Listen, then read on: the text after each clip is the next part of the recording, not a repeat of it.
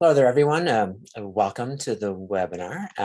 My name is Gareth Thompson. I'm the Executive Director of the Biosphere Institute of the Bow Valley.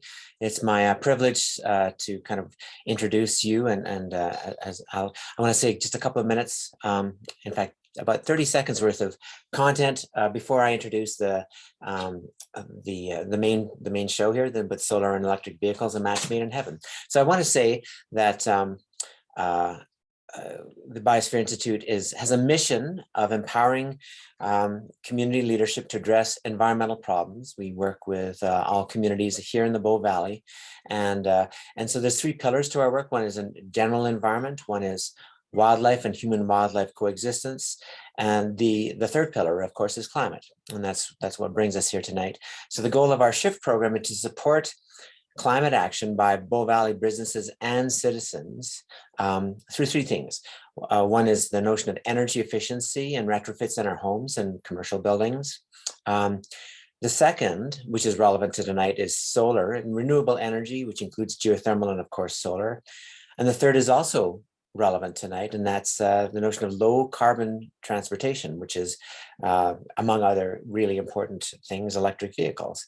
And so with that, I'll turn the show over to my colleague, Andrea Johansik, and have her tell us how it's going to work and roll tonight. And thanks to everyone for joining us. Thanks so much, Gareth, for that kind introduction, and welcome everybody. I did want to start by acknowledging that I'm joining everyone today from the Treaty 7 region, which is comprised of the Stoney Nakoda First Nations, Chiniki, Wesley, and Bearspaw First Nations, the Tsuut'ina First Nation, and the Blackfoot Confederacy, the Siksika, Piikani, and Kainai First Nations. This territory is also home to Métis Nation of Alberta Region 3 within the historical Northwest Métis homeland. And I'd also extend that acknowledgement to all of the nations who live and work and play in this region and help us steward the land. And today, I think our topic of electric vehicles and renewable energy is a really nice, exciting, and different way to think about how we might better steward this land. Before I introduce our speaker, I do want to find out where everyone is joining us from today. So I am going to share a poll. If you could please watch that pop up on your screen and just put in where you're from, Banff, Canmore, or elsewhere in the Bow Valley, elsewhere in Alberta, Canada. And while you're doing that, I will share some other events that we have coming up, which you might be interested in. One of these is the last webinar of our series on May 4th. The Electric Vehicle Association of Alberta will be joining us for another webinar. And if you'll notice the text in the bottom there, we've prepared a webpage full of resources about electric vehicles at biospherinstitute.org/EVs. We also have an electric vehicle expo coming up on May 28th in Canmore. Should be an exciting opportunity to see some electric cars and talk to electric vehicle owners. So check out our website, biospherinstitute.org/events. All right, I will end this poll. It looks like we have about 25% of our folks joining from Canmore today. 58% of people are joining from elsewhere in Alberta. And we have some people joining from elsewhere in Canada. So welcome everybody, wherever you're from today. And with that, I will go ahead and introduce our speaker. So Gursh is the co-CEO of Zeno Renewables, which is a home solar solutions company that provides turnkey solar, EV charging, and battery storage solutions with a focus on empowering those who want to do their part in reducing humanity's environmental impact to secure our home for future generation. So Gursh, I will turn it over to you. Awesome, thank you. Thank you, Andrea. And just do a quick audio and video check. Perfect, awesome. So great. So thank you everybody for joining me today. It's an absolute pleasure to be here. And it's really cool to see that there's a lot of people joining, not necessarily just from the Bow Valley region, but outside. So happy to be here, and also really excited to be able to see the questions that you guys have at the end of the session. So Andrea did a great job of introducing the company and why it is that we are doing the business that we're doing. What's generally not understood in the solar industry, and where we kind of come in as a company, is by really focusing in on one sector specifically. So though this conversation will be a little bit more broad and from an industrial perspective, We are generally an organization that focuses on home solar solutions. The reason being, it's a massive industry. It's growing extremely rapidly, especially in Alberta at the moment.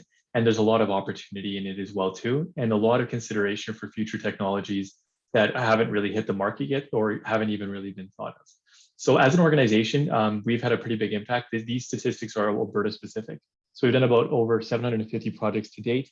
And these other little fun metrics I'll leave for you guys to read later. But ultimately, our clients have saved over $25 million in the lifetime of the systems that they've installed.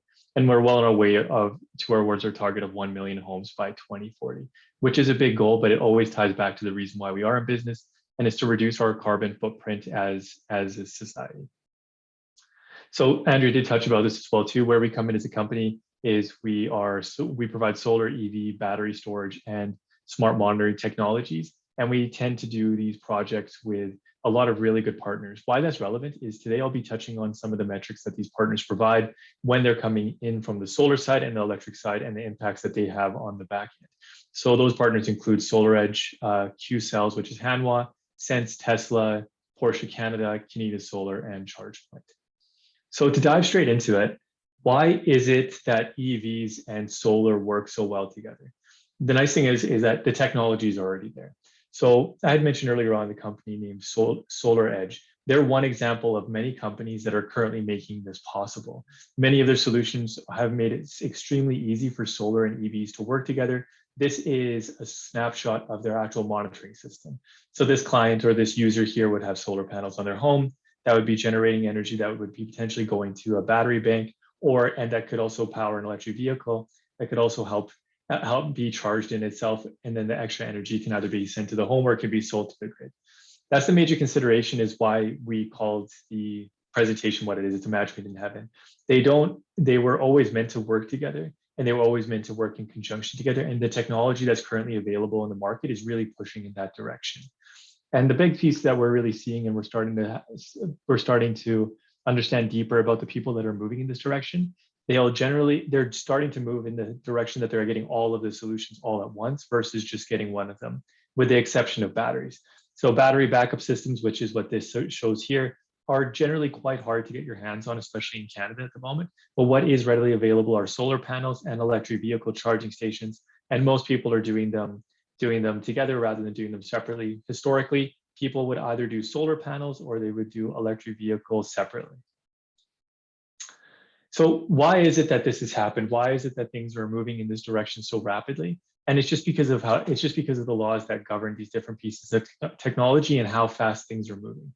So there is a consensus that's always been understood about these, that solar is too expensive, or electric vehicles are too expensive, and battery storage is too expensive. And that was the case with these technologies up until a certain point. So we'll start with solar here first. So the law that governs the cost of solar, and now it's become irrelevant because the price of solar has dropped so much, is called Swanson's law. What Swanson's law is it's a relationship between the distribution of solar panels, that's what's shown on the bottom here, and the module cost in dollars per watt. So when you're installing solar panels, you get a system size that's measured in watts. There's a cost associated with those watts, and the manufacturing cost is generally significantly less than what you're paying for the total cost of watt when you're getting a system installed. When we're talking about the manufacturing cost, as you can see here, is a fairly linear drop, and it was very nicely in cadence between about 1990 till about 2001. The prices started to increase, and then they absolutely plummeted. In 2016, the price per watt was about 36 cents per watt, and now we're sitting closer to about 12 to 14 cents per watt. Why this has happened? A lot of developing nations such as India, China, things of that nature, or countries of that nature, have started switching all of their coal generation and natural gas generation to large-scale solar. And when we're talking large-scale solar, there are some solar farms in places like India that are larger than Canada's entire solar industry in number of panels, just to give a frame of reference. And there is a likeliness that we are starting to see that level off. Unfortunately, due to things like COVID, supply chain restrictions, and things of that nature, we're starting to see the price of solar panels slowly start to creep up. Now, the other side of the conversation, which is quite interesting, is batteries. Where do batteries come into play, and what does the cost look like? Bloomberg NEF is one of the best resources for this. They've watched the price of batteries very closely over the last about over the last decade and a bit. We'll call it close to about 20 years. And this is an example of how they've broken out the price of the battery systems. There's the pack, so the enclosure, which holds all the battery pieces together, and then the cells themselves. So as recently as 2013, the price of the battery packs was $668 per kilowatt. And in the short period of time, they've dropped all the way down to $137. Now, in order for batteries to be able to reach absolute scale and come to a parity of existing technologies, such as coal and natural gas, that's readily available, this number right here, the 137, has to hit 115. So this is 2020, we're in 2022. Current prices are sitting closer to about 122, 123. So that turn is right around the corner. The major things that we're noticing that are holding back the industry when it comes down to battery technology or batteries themselves isn't the technology and the ability of the technology to advance itself. It's more along the lines of the availability of the components and the products itself, which I will talk about a little bit later when we get into the environmental impact. So the other cool side of it is the technology. So as individuals that all live in homes, maybe you guys, some of you live in condos, some of you live in townhouses, wherever it is, there's more than likely a spot where you'll potentially end up plugging in your electric vehicle down the road. Solar technology is pretty straightforward. You have panels on a rooftop, they power the home, that energy goes back into the house. It can either be used in the home, used for an electric vehicle, or it can be sold back to the grid. Electric vehicles are a little bit more interesting. Because the energy in electric vehicles is, electric, is DC, it doesn't necessarily mean it can only travel in one direction. So this image here is showing a nighttime scenario. This is a picture provided by Mercedes. This scenario is important to note in the nighttime, and you see as the arrows are going back into the grid. What this technology is called is car-to-grid technology. This is the standard that most electric vehicles will have in the near future, and some of them already are capable of this. For those vehicles that aren't capable, there are charging stations that are available on the market that are able to pull that energy out of the electric vehicle so you can use it at nighttime. What this ultimately means is that you might not need a battery bank system. So as I was showing earlier on here, in this scenario where you have this battery bank here, that might be a nice to have if you're in a market like Ontario where there's different times of the day where electricity costs more. It makes sense there. But in a place like Alberta, a battery backup system generally only makes sense when you're in a situation where your power is consistently going out and you need to be able to stabilize those temporary blackouts and things of that nature. Where electric vehicle car-to-grid technology will come in more extreme outages, or in those same scenarios where you don't necessarily want to put an investment into a battery system for your home, as it can be quite expensive. How the comparison between a typical battery pack for your home and a car is quite significant as well too. A Tesla Powerwall is about 13.5 kilowatts. That'll back up, let's say, about 5 or 6 major loads in your home for a period of about 24 hours. If you really stretch it out and reduce those loads, you can get it to about 72 hours. Whereas an electric vehicle, right out of the gate, will be able to back up a home, the full home, an average home, for about 4 days. So the difference is significant. And the reason being is the size of the battery pack. Tesla Powerwall, 13.5 kilowatts. Typical electric vehicle power pack, 80 to 100 kilowatts.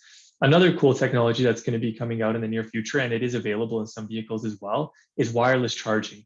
We're seeing this already happen in Formula E. BMW already has a product on the market in their 5 Series as well too, their 5 Series E, where rather than having to plug in, you simply just drive into your driveway, you pull in over that pad, and the electric vehicles just starts charging, similar to like your phone does when it's put onto a charging pad or something of that nature. So ultimately, these are just 2 really close examples of things that are already on the market, and the future holds a lot of other cool technologies that we're not even aware of yet, which is also very exciting.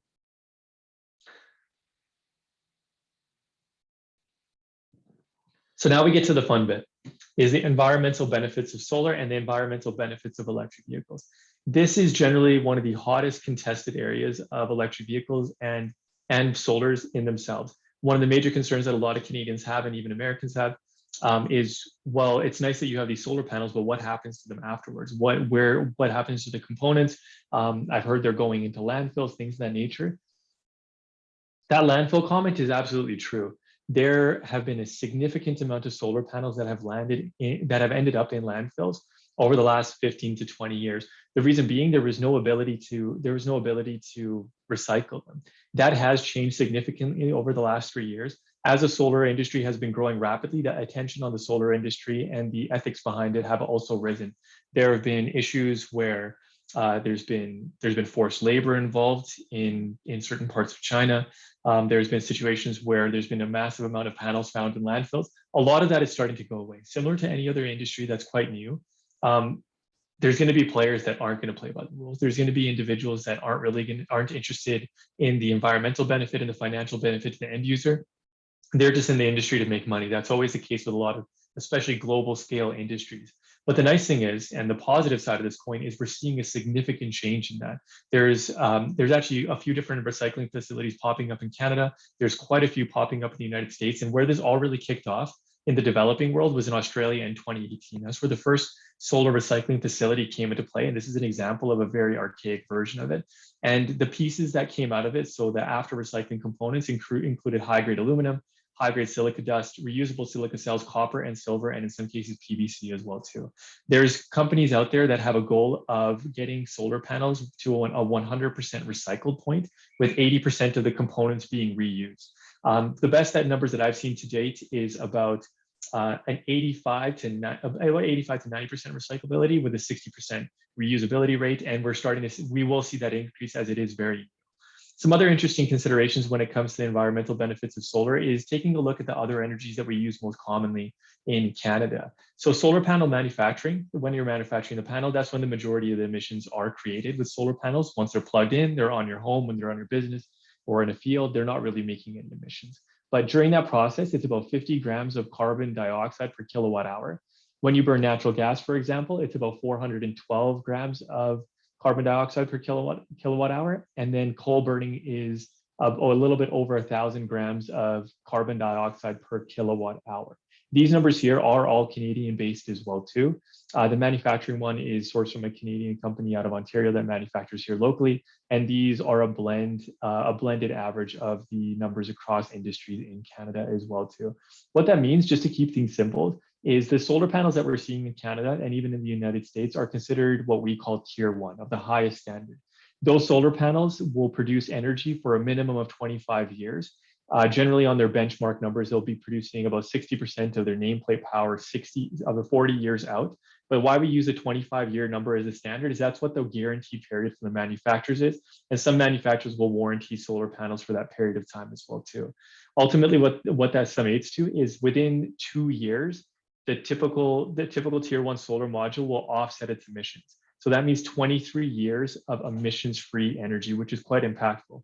As this industry continues to grow, that number will eventually make it down to less than 1 year, and then eventually it'll be a matter of months, and then hopefully just weeks. So we're heading to a really bright future when it comes to the environmental benefits of solar. And as you can see here, just with these numbers, it is already significantly different than the pre-existing technologies, though batteries have to be taken into consideration as well, as solar panels cannot themselves replace the existing technologies that we have. The next piece here is the environmental benefits of electric vehicles. So this study is one of the best ones I've seen over the last 10 years. This one was done by the Fuels Institute, and it's a life cycle analysis comparison, and it was completed quite recently in January 2022. What this basically shows is a few different things. It shows the material sourcing, manufacturing. This one is the wheel. I always forget these acronyms, but this is from basically the tanks to the wheels, and this is the tanks to the wheels, and this is just the general processing that it takes when we're talking about the actual energy being utilized. As you can see here, we have 3 different areas. We have ICE, which is internal combustion engines, what the majority of people drive today. Then we have the hybrid electric vehicles, and then the battery electric vehicles, which is a pure emissions-free version. As you can see, the tank to wheel ratio is not a consideration with electric vehicles because there isn't a tank, it's a battery pack. And the other considerations are quite considerable.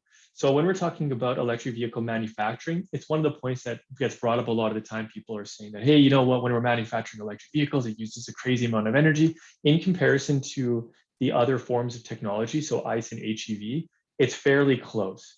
The area that does use a little bit more than anticipated would be the actual manufacturing process itself. The material sourcing is what's equivalent, sorry. Now, what we're noticing is the difference once the vehicle is actually rolling. Once you get an electric vehicle on the road, you start powering it from whether it be a grid that's diversified. So if it has hydro, nuclear, natural gas, coal, solar, wind, so on and so forth. The blended average of what we're seeing is it's taking about 30,000 kilometers or 19,000 miles of running that vehicle when it's getting to a point of parity in relation to the carbon intensity of an carbon emission vehicle or internal combustion engine, for example. So once again, the future is quite bright. Electric vehicles, it was only about 3 or about 4 years ago that 1% global penetration was reached. And as the targets and the changes, even the federal budget that we saw come out recently had some major considerations for making Canada go electric, 60% by 2030, 35, I believe the numbers were showing. We're heading in a really good direction where all these numbers will continue to drop. But unfortunately, the internal combustion engine has probably reached its maximum efficiency. And we've seen some amazing things happen with twin turbocharging and things of that nature to be able to bring it down as low as possible. So though this one here is almost at its maximum capability and the manufacturing and the material sourcing is fantastic, electric vehicles have a really long way to go. One really interesting note to tie to that is the company that's always on everybody's lips is Tesla. The last company that reached manufacturing scale in the United States was the Chrysler Group back in the 1920s. Since the 1920s, so just to give you a frame of reference, that's over 100 years, there hasn't been a vehicle manufacturer that has reached manufacturing scale. So that's just one company that's doing that. We'll see a major impact and change difference happen here. And we'll also see a major difference with the material sourcing as well too. The material sourcing of electric vehicles right now is not a good situation. The majority of the mines that are currently pulling things like cobalt and all those precious minerals are generally mined in developing nations. The nice thing is this industry is growing rapidly. A lot of eyes are watching it because it's supposed to be, quote unquote, clean. It's supposed to be a different way of doing things. And the UN is stepping in heavier than ever before in these developing nations to make sure the working standards are getting better. So though there is a lot of pain, humans are suffering, just similar to any other industry, there is a lot of eyeballs and a lot of advancement happening on the social side of things. Now, this is showing you some American data. For those who are interested, I do highly recommend going to the albertaev.ca website. If you want to have a little bit of fun, take a look at some comparisons. What I would recommend doing is inputting an electric vehicle of your choice, maybe something that you would like to buy. Take a look at a vehicle that you think is comparable. Let's say, for example, a Honda Accord. And then you can enter in how many kilometers you drive on an annual basis and what the electricity rate is in the region that you're in. So this one, for example, we'll say it's 16 cents per kilowatt hour, and the fuel cost right now, well, it's about $1.47 per liter. So as you can see here, the annual fuel cost of a Tesla, as it shows here, is about $486, and the annual cost of running a Honda Accord would be about $2,200. What's more important here is that you can actually see the different blends of the electricity and the carbon intensity associated with those different regions and where the energy is being sourced from. But since we're in Alberta, we'll keep it on the Alberta side of things. And furthermore to that, you can see all the different areas of where the electricity fuel emission source data is coming from. So those who are very conscious of their environmental footprint really want to be able to understand what's going on at a local level. This is a really good resource as a starting point, and it'll help you dive deeper into understanding which metrics are the ones that are worth measuring as you go deeper in your journey of understanding what that means for you. For those of you who are like, hey, electric vehicles are better than what we're currently using, then that's great. Ignore the technical side of this exercise and you'll be in good shape. So the fun bit here, the financial benefits. So we've covered why is it a good mix? What does the future look like? What is the environmental impact? And then there's a huge group of people who also care about the financial benefit. The majority of people who are choosing to go solar and who are choosing to buy electric vehicles today are very happy that they're environmental, but the bigger group is very focused on the financial. They have accepted that the environmental aspect is better, but they won't do it unless the financial side of it makes sense. So what we've done here is provided an average system spec. So in Alberta, the typical system size that we're seeing installed is about an 8 kilowatt system. That basically is about 22 panels. The average cost of this system is about $19,800, and this is before rebates. So this entire exercise that I'm showing you today doesn't have any rebates factored in. All it has factored in is the cost of electricity and the escalation rates associated with that, and then inflation to factor for the future value of money. But it does not factor in the current grant that is available, which I'll touch on a little bit later as well. So if you were to take a look at your electricity bill for an average home that uses this system size as a 100% offset, what a 100% offset basically means is if you have an electricity bill of 8,700 kilowatt hours per year, this system would be pretty close to taking care of that from an electricity standpoint. So looking at it from that perspective, Over 25 years, this is what you would end up paying utility company. So almost $80,000 in electricity fee bills is what you would end up having. If you switch to solar, the electricity bills over that same period of time would be just a hair more than $20,000. And then the cost of going solar, as I've highlighted here, is about $19,800. A system of this size would qualify for the $5,000 grant, so you can shave this down quite a bit. So ultimately, the solar savings after the initial cost is taken care of is quite significant. And the difference, the big difference here, is what you're paying before and after from a utility company versus controlling your own energy. So it is quite a big difference. And this is due to all the major advancements and some of the declining price curves that I showed you there as well too. So when we're talking about electric vehicles, I want it to be a little bit fair. When most people talk about electric vehicles, they end up talking about like a Nissan Leaf versus a Honda Civic, or something that doesn't necessarily satisfy the needs and check all the boxes of people who like to drive cars, or even people who have range anxiety.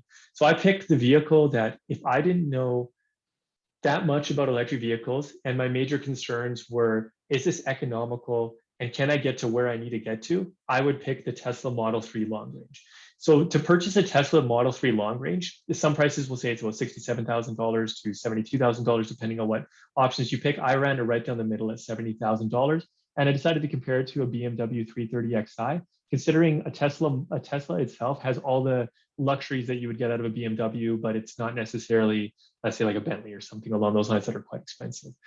The BMW itself is about a $55,000 vehicle. It's about a $57,000 vehicle, but it's very interesting in terms of what you're dealing with when it comes down to running the vehicle. So when you take a look at a BMW 3 Series, for example, the electricity itself will run you a fair amount of money over a 10-year period. And this entire example is over 10 years. It'll be about $29,000, whereas the electricity that's required to power an electric vehicle, the Tesla in this example is only about $5,000. The maintenance costs are quite different as well too. When you're owning an electric vehicle, there's no more oil changes. You don't have to change the brakes as often as you would in a normal vehicle, because the majority of them have regenerative braking. There's a lot of other considerations in a combustion vehicle that you don't have to worry about in an electric vehicles, because it's simply a battery pack, not a complex, though beautifully sounding engine that has anywhere from 2,500 to 5,000 parts, depending on the complexity of the engine. So the maintenance costs go down significantly as well too. So when you take those things into consideration, and you take the purchase price into consideration, and you take a look at the actual ownership cost over that period of time, it shows that the ownership of a $56,000 vehicle, which is a combustion vehicle in this situation, will actually cost you closer to over $100,000 in that 10-year period. Whereas an electric vehicle, which started off at about $70,000, will only cost you a little bit more than $8,000 after that lifespan. One thing to note here, this doesn't include insurance, incidences, or repairs and things of that nature. It's simply just these things and these metrics that I've shown you here. But the big thing here is that electric vehicles are just starting out. There used to be a time where an entry-level BMW 3 Series cost you $60,000, and now one of the top-end BMW 3 Series, an XI, is costing about $57,000.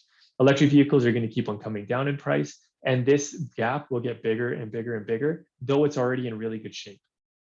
One other fun exercise that we always like to do in an industry is the test of how far will $100 take you. So if you took $100 and you threw it into BMW, it would take you about 725 kilometers. And then if you put it into this same Tesla, it would take you about 4,000 kilometers. So a pretty significant difference for how far your buck will take you if you choose to invest putting it into electricity versus giving it up at the pump. So another big thing here is moving forward. A lot of people want to be able to make sure they take care of any and all government incentives that exist. This isn't all of the vehicles that are currently available that the government incentives fall underneath. The only major government incentive that's available for Albertans is the federal grant, which is $5,000 off for EVs under $55,000 if it's 6 seats or less, or $60,000 for 7 seaters or more. So there is a pretty good selection out there. So you'll have the Chevrolet Bolt, that'll get up to $5,000 off, the Honda Clarity plug-in hybrid, Chrysler Pacifica hybrid, and so on and so forth. I mean, there's a bunch here. For those who are really interested in understanding what vehicles are on the market, what's the availability, I do recommend checking out Plug and Drive. Plug and Drive is a great resource. These pictures and data was actually pulled from Plug and Drive. They have been cited in this slide as well too, just to make sure that they get recognition for this. They do an amazing job. They're a Canadian company, and they've put all this information and made it readily accessible on their website for those who are still in the research phase and haven't necessarily chosen a vehicle that they want to purchase. So there's a lot of options, and like I mentioned, this doesn't cover all of them. The next piece here is the solar incentive. So I know this slide's a little bit wordy. I hate words on slides, but I'll explain it regardless. There's two incentives that exist for everybody. There's one incentive that exists for everybody that's in Alberta, and that's the Greener Homes Grant. The Greener Homes Grant is a federal initiative. It's part of helping Canada reduce our emissions overall as a nation. And what the grant basically is the ability to install solar and get up to $5,000 off. It does require energy assessment. An Energize representative that's been certified or checked off by the Canadian government will generally come to your house. They'll make sure that everything is in good shape and they will provide a report to you. At that point, usually individuals will contact a company like Zeno and say, hey, I want to do solar. It was on my approved list, and you can get up to the $5,000 off. For the lucky people who live in Banff, there's a grant up to $15,000 off just from the municipality of Banff. It's $750 a kilowatt or 75 cents per watt, and it can be put in conjunction with the national rebate that's available. So you can get up to $20,000 off on your system. Now, to be fair, you would have to have a really, really big house to get anywhere near that system. So most people that we're seeing in Banff are on average getting anywhere from 60 to 70% off on their systems. And under the Greener Homes Grant, we're seeing about 30% off on average if you want to turn these into percentage rather than taking them and look at them as raw numbers. Now, the last piece here for individuals who are interested in moving forward, who want to understand all this information in a more direct manner. So what I mean by that is in your own house, in your own life, what does it actually mean? It could be like, hey, it's great, Gursh, you presented this awesome presentation, and obviously that doesn't really give me any value as a homeowner. What is it going to cost me at my house? What are the considerations that I needed to take into place? Most companies that are in the market will have a few different approaches. We take a little bit of a more straightforward approach. We want to make it as simple as possible. To be fair with you, going solar is a little bit complicated. Going electric, going EV is a little bit less complicated, but they all require a fair amount of consideration. The first step for any one of these considerations is a complimentary consultation. One of our experts will come in and say, hey, this is what your roof layout looks like. This is the energy bill we need from you. This is what your energy profile looks like. And this is what your system will look like ultimately. When you're taking a look at the electric vehicle side of things, it's a completely different scenario. What a lot of people don't understand when they're getting an electric vehicle is, yes, you can put a dryer plug, and you can use that as an electric vehicle, or you can plug an electric vehicle into a regular wall socket. Though a regular wall socket will take about 24 hours to charge the car. But if you plan on staying in that home and you want to retain value in that home and you want to make it easy when it comes time to sell the home, it is important to get it permitted. The difficulty with getting an electric vehicle and going through the permitting process is the considerations of what's required for you to get a check mark from the authority that you live in. Every electric vehicle, it has a significant electrical load. It's when the city's looking at it, when NMAX is looking at it, when EPCOR is looking at it, they'll consider it the equivalent of adding like another electric range to your house, but it running the entire time.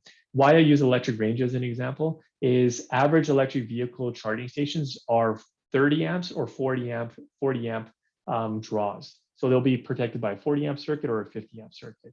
And that amount of energy that's being pulled can cause some major issues in homes. It can cause nuisance tripping. It can cause problems in the grid area. And it can basically have a really bad downwards effect on your neighbors in the community that you live in. So what I mean by that is if everybody that lives in your block, let's say there's only 10 houses, decided to get electric vehicles and they didn't want to pull permits because they wanted to save a little bit of money on the front end. And then, for example, a few of them started plugging their in at the same time, which to be fair, most people will charge their cars as soon as they get home. They like to plug it in. You don't have to go to a pump anymore. The luxury of just plugging it into your car is a nice one to have. So there's a high likeliness that everybody will be doing it at the same time. That could cause a blackout in your community. It could cause transformers to fail. It could cause any number of issues. So why it's important to take that into consideration and get a proper complimentary consultation done is to understand, does your home require a larger electrical panel? Does it need a service upgrade? Or does it need something that's a little bit more technologically advanced, like an energy management system?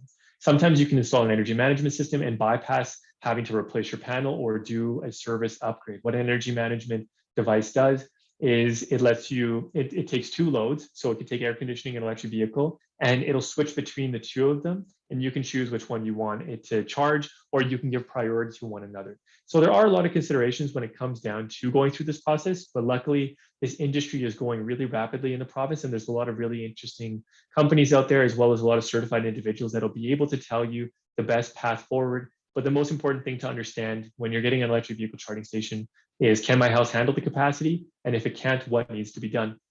Once those pieces are done, you'll get the optimized system design or the electrical design for the EV charging station. And then the steps after that are pretty straightforward. It's a turnkey installation. All the paperwork is managed by us.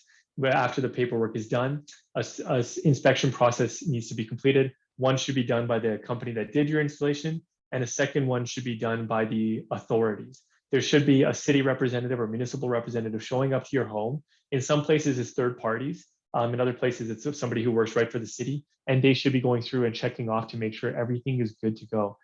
The last piece after that is commissioning and energization. So that's the day where everything gets to turn on, you get to use it, and you get to see either your electric vehicle get charged or the energy start coming in from the solar panels on your roof. And then the one unique part about our company that's a little bit different than most is that you get to join our Zeno community. I won't go too much into detail about that, but that's basically an exclusive community for all of our clients where they get to discuss in a private forum their thoughts, their persistence performances, and they get exclusive access to different promotions and different events that we have as well too. So I know that's quite a bit of an intense amount of information, but that is all that I have to present today. So I will turn it back over to Andrea so that she can run point on the question and answer session here, or to Gareth, sorry. Great, thanks. I will be moderating the chat. And we had some questions coming in already, which is great. If you do have questions, please note that there is a Q&A box on the bottom of the screen. You can just enter them in there and we'll get to them, try and get to as many as possible. Yeah, so I'll start with this one, which was just wondering about your cost analysis about the electric vehicles. The question is, does your EV ownership lifetime cost consider the scrap value? So internal combustion engine scraps for maybe like $1,000, they said, but the materials in the EV are worth much more than that. No, so the reason I don't factor that in is it completely lopsides the economics significantly in favor of electric vehicles. So this exercise that I wanted to do is to make it more reasonable. When people see statistics and they go out to lunch, like let's say, for example, the ownership value of an electric vehicle would be significantly in favor on this chart. A really good example is one of the people that work at Zeno right now is planning on selling their Tesla.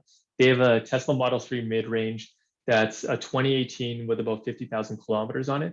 The brand new purchase price of that vehicle was right around $60,000. And keep in mind, this is about 4 years ago. Right now, it could be sold on the market for about $54,000. That depreciation is almost negligible. Whereas if you buy an internal combustion vehicle, on average a $60,000 combustion vehicle, internal combustion vehicle, as soon as you drive it off the lot, you're taking anywhere from a 20 to 25% hit. Furthermore to that question, there is a lot of consideration and regulation starting to come into play in regards to the second life of the battery systems. So places like China was the first place in the world to be able to put in these regulations. In 2018, they put in a regulation that after 12 years, all manufacturers of electric vehicles that are manufacturing or even selling vehicles in China are responsible for the batteries after 12 years. So they would have to remove it from the vehicles, replace it, they would have to do something with it. Where those batteries end up are either in large scale storage, in home storage, or in public transportation. So they have a significant amount of value in terms of their salvage value in that 10-year period. But going back to the answer why it isn't factored in, it would skew it heavily in favor of electric vehicles, and we just wanted to be fair with the numbers. Great. Our next question is, someone writes, I already have solar panels on my home and my storage for these solar panels is the electricity grid in Alberta. If I bought an electric vehicle, would you recommend installing a battery in my home so that I can keep those electrons that I generate for my own use? So this is a really interesting situation. if you have a solar PV system and it's designed in a specific manner, there's a lot of consideration with the actual size, the size of the system offset. So if it's a 100% offset, so that's the relationship between your energy bill and what the system is capable of doing, then it's recommended to sell that energy back to the grid from a financial standpoint. If your system size is smaller, then the consideration could be in favor of storing that energy and really using 100% of that energy internally, because you'll be able to offset a significant amount more in a cost per kilowatt hour scenario than the former scenario that I mentioned. Now, if I was to do this as a homeowner and just give you my personal opinion, not the technical answer, I would probably stay away from batteries in Alberta unless you absolutely need them. What that qualifies is, do you have medical devices in your home that need a battery backup? Do you have, are you in an area that's constantly facing brownouts and things of that nature? At the moment, it doesn't make sense for that first reason, is that we have the grid. You brought up a really good point that the grid itself is our battery backup. The second consideration is the technology is coming out in the cars. But the future and the third most important consideration is that battery storage needs to come down in price. To give you an example, a Tesla Model 3, an entry-level Tesla Model 3 is give or take about $40,000 to $45,000 if you can find some in that price range. A Tesla Powerwall installed is $22,000. A Tesla Powerwall power pack is 13 kilowatts, whereas an entry-level Tesla is 70, 80 kilowatts on average. So taking a look at it from an investment standpoint, it just isn't there yet. In other markets that are more mature, Tesla Powerwalls are smaller and they're better priced at $6,000 or $7,000 or $8,000 like Australia. Places like that make sense. So the battery storage is a little bit of a longer game, but going back to your answer, just to summarize that, if you're in blackout areas, brownout areas, or you have medical devices that you need to back up, get a battery backup. If you don't have those considerations, don't do it. Just wait till the technology comes up in the cars. Thanks. Sounds great. I have my next question, and I wondered, Gursh, if you wouldn't mind sharing your screen, and then I have a request Sure. that people want to see your lovely face. Yeah. So there we go. my next question is, Albertans only get approval for solar panels that cover approximately 100% of my annual electricity use. So that is, they can't put more. If I commit to buying an electric vehicle, will that mean that I will now be allowed to install more solar panels? So can you build a solar system with room to expand for an EV later? Yes. The answer is yes. It's Alberta. I mean, I'll be honest with you. I've seen everything and anything underneath the sun. We as a company, before those restrictions tightened up, we had installed systems that were close to about 140% offset. This was the norm and readily accepted until about the tail end of 2019, and then the regulator started really clamping down on the amount of energy that could be sold back to the grid. So the answer is yes. If you buy electrical loads, you can increase the size of your system. Some of our clients over the years have bought like a hot tub, lamp heaters for their backyard, whatever it is, to when they're submitting that microgen regulation to jack it up as high as possible in order to be able to increase the solar. Now that's an odd situation because obviously the best thing to do is just to go solar and then focus on energy efficiency. What I mean by that is if you really want to hedge the benefits of solar and you're really worried about the offset, don't start with changing out the light bulbs in your house and things of that nature. Don't start about making your home more energy efficient by putting in the windows or insulation or stuff like that. If you're focusing on this from a really financial side, start with solar and then focus on making everything else efficient, knowing that you have approval from a microgen perspective and that you're basically guaranteed to be able to sell that energy back to the grid. So there are smart ways of going about things and doing things in a specific order that'll give you a major advantage when you're looking at it from a financial side. Awesome. Going on that theme of economics, the next question is, does your solar PV economics consider the increased home value? No, it doesn't. That's another thing that would skew it in favor of solar as well too. So we've done a fair amount of projects where we've gone into clients' homes and for whatever reason, and this is between a certain price point. And we just had one of our clients that sold their home and it was quite expensive. And that in that situation specifically, the solar didn't make enough of an impact. But when you're talking about average homes, So we're talking anywhere from like $475,000 to about $650,000. That price of a home can increase by 4%. That is a really nice thing to put into the economics. But once again, we just have electricity cost escalation and inflation factored in. We try to keep them as neutral as possible. But it also does really come into consideration in terms of where you're selling it and what the market is willing to accept. So if you have a custom home or something that's a little bit more not comparable to a neighbor's house, that might have a hard time justifying the price difference. The other thing as well too is there's a major weakness in education in realtors. If your realtor is selling your home and they're like, hey, yeah, we don't know what the value of the solar system is, that's on them. They've let you down as a realtor, and it's for no other reason other than this industry is quite new. If any of you do plan on selling your home, and even if you aren't our clients, reach out to us. We can help put together a single page document that tells you the total lifetime value of your solar PV system and how much your home should be marked up by. But on average, we've seen houses sell for a 4% increase. So it does really come down to the way it's being presented and the way the information is being conveyed to the potential buyers of that home. Great, thanks so much. This next question might have been in reference to something you said a little earlier. The question is, I've started looking into adding solar and getting an EV, but if I sell the extra energy to the grid, I understand that both my buy and sell rates to and from the grid goes to 25 cents a kilowatt hour versus my fixed rate of 10 cents a kilowatt hour. Seems like the incentive is to make sure I install more panels than I need. Am I correct with this? So that's a choice. So when you go solar, that's called a solar rate club plan. It's actually a program that was called Light Up Alberta that's been around since 2011. That's a choice. So if you install solar, you can choose to have that increased rate in your favor and sell at an excess or really high rate during the summer months. So that 25.85 cents that's currently available, you could sell during peak months when you're making more energy than you're using. So typically between April and September. And in the winter months, you can switch back to the lower rate, which is about 8 cents, to be able to make sure that you're not getting hit when you're pulling more energy than you're creating, for example. Now, we've done some interesting scenarios with different partners in the industry. And I'll give you an example here.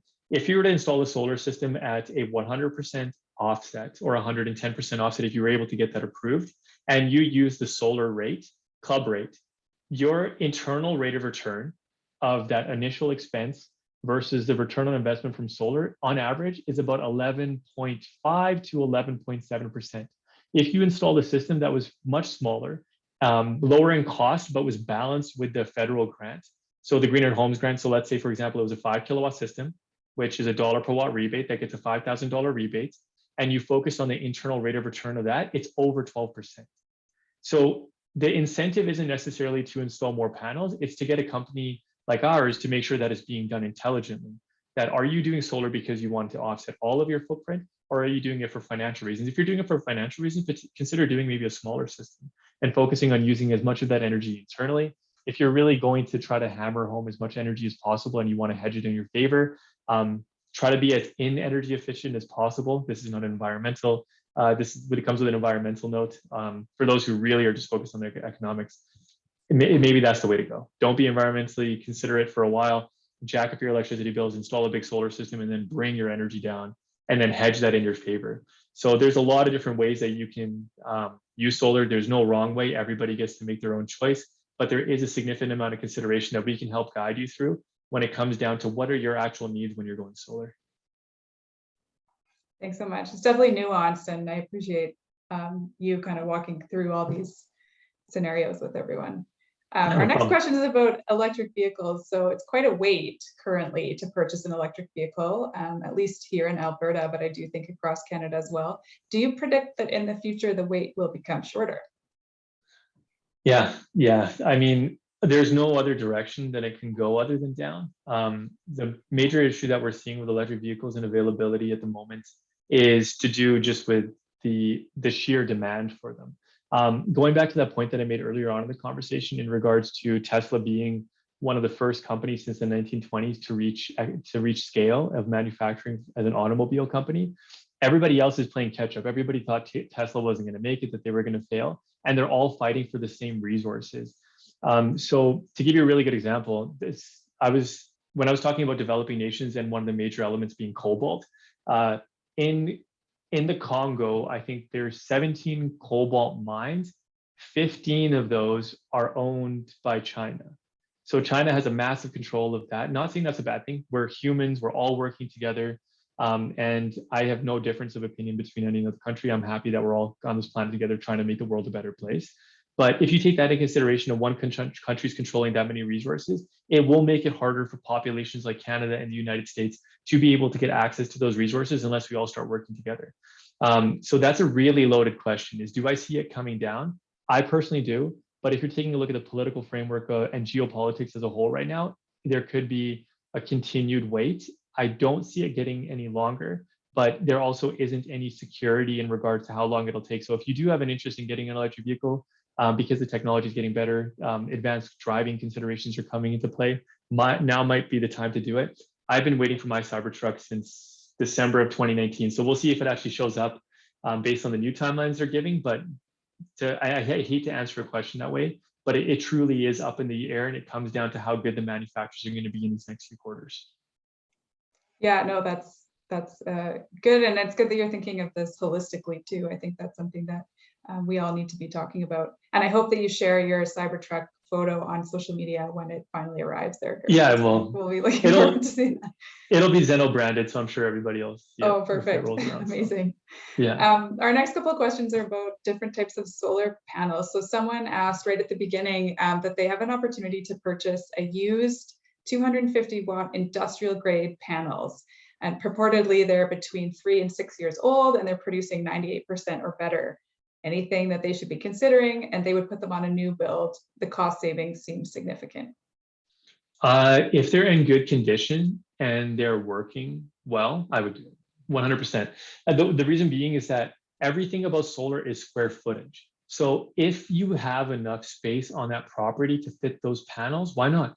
If the consideration is, hey, I don't have enough space and these 250 watt panels are so cheap, I want to do it just for the sake of doing it, it might be something worth considering. So that's how I would evaluate the situation,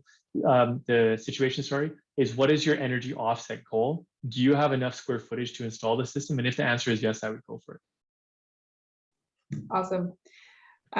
Another kind of question along the same lines. So someone's wondering how they select the best type of solar panels, whether power conversion efficiency alone is adequate.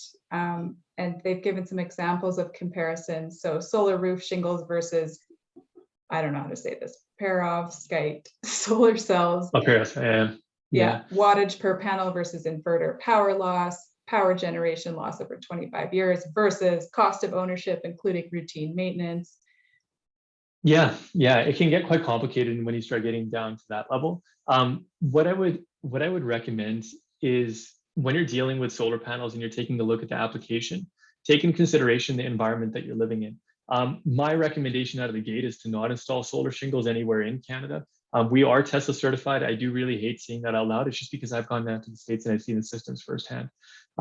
There's a lot of expansion and contraction in our environment. For those who are living in the Calgary region right now, we just got 22 centimeters overnight, right? Like that expansion and contraction, those forces that end up coming into consideration when you're dealing with something that's a substrate product, so replacing shingles, what you'll end up noticing over time is you'll see that flex and you'll see them peak and bow and start to separate over time.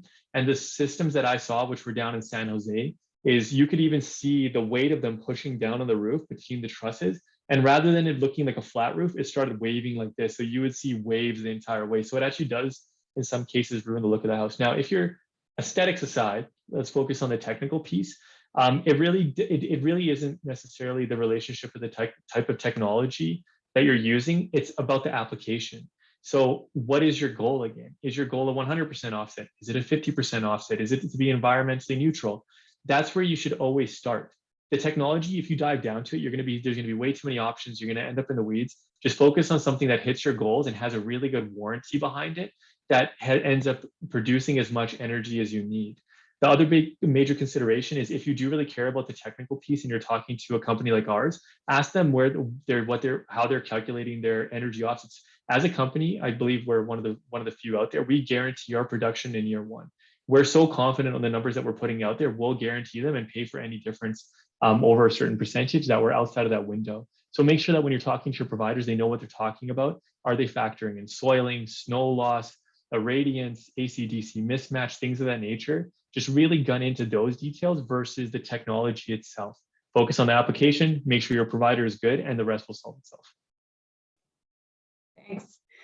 So we just have time for a few more questions. And what's funny is I had 2 questions from 2 people that are almost the same, but not quite. So person number 1 asked, do you have a preference between microinverters and string inverters with optimizers? Question number 2 is any comments on microinverters versus a central inverter for a solar system? Yeah, that's the same question ultimately. Same question. There's a lot of advantages for optimizers in general. So if you're talking about the first step, so the optimization, every system should be installed with optimizers. They're so cheap nowadays.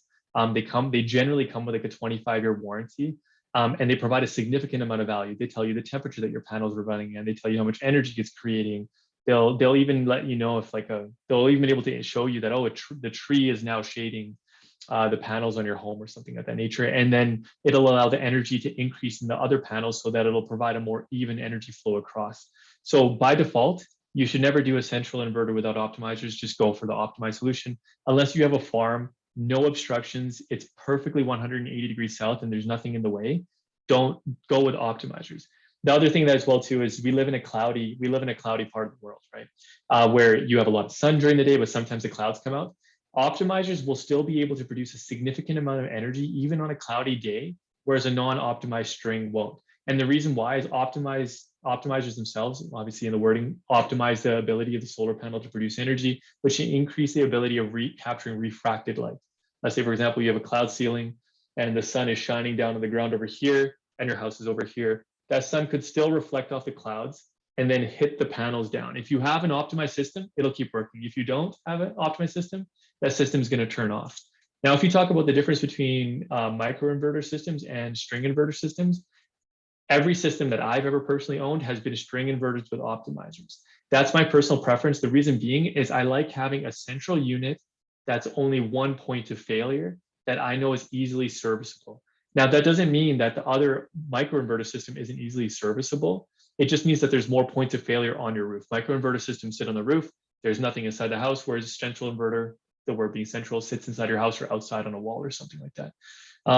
The big piece behind where the microinverters make sense is only use microinverters if you have no other choice. So what I mean by that is if your house and your garage are separate, or you have 2 different properties, but you want to unify a system, it could be really expensive to run wires between those 2 different properties. If you have a detached garage and it's 25 feet away, that can get really expensive really quickly if you have to now have 2 central inverter systems, or you have to run DC wires underground and go back to the house. So the only applications that you should be using microinverters are in situations in which you're forced to. By default, the string inverter system with the optimizers is the way to go, and it's the highest level of performance and consistency out of any systems that I've seen in the entire time I've been in the industry. Okay, thank you so much. So I'll just leave it off, I guess, with one more question. Someone's asking, can you give an estimate of the cost to have a licensed professional install an EV charger in your home? And I know this is a question that I've heard quite a bit. People are wondering about this cost of EV chargers, I guess, including the labor and the actual charger itself and the connections needed. Yeah, I can give you a range. I think, Andrew, we've talked about this before as well too. The bottom price point with a permit is typically about $1,400, and it can shoot all the way up to like $50,000. Now, why I've given such a range, and that's going to be frustrating for some of you to hear, is there's a lot of consideration when you're installing an electric vehicle charging station if you want to do it legally. The only services that we provide are legal services. We're not going to come to your house and wire something just for fun. We can't do that. We're, once again, going back to the key word in that statement is licensed professionals. Electric vehicle charging stations themselves require a specific permit, and they provide they need a load calculation. That load calculation has to be submitted to the municipality in which the permit was pulled underneath, and they need to be able to say, these are all your electrical loads in your home, plus the electric vehicle, and they have to be able to prove that the electric vehicle isn't adding a burden to your home. As soon as it adds a burden to your home, you have to add a load management system at a minimum. A load management system will generally run you about $1,600. So add that onto the base cost, so $1,200 plus that additional cost there.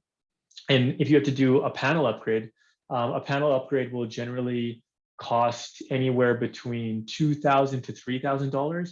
And then the worst case scenario is if you have to do a transformer upgrade and the transformers across the street from your house, that's where the $40,000, $30,000 costs come into play. The nice thing is I probably wouldn't recommend it to some people. Go with a slower charging station or use public charging. If you're talking about the former situations where it's a load management system or increasing your panel size, know one of two things. Your property value is going to go up if you have more capacity going into it, and significantly be more valuable in the future when utility companies don't approve everybody in a neighborhood.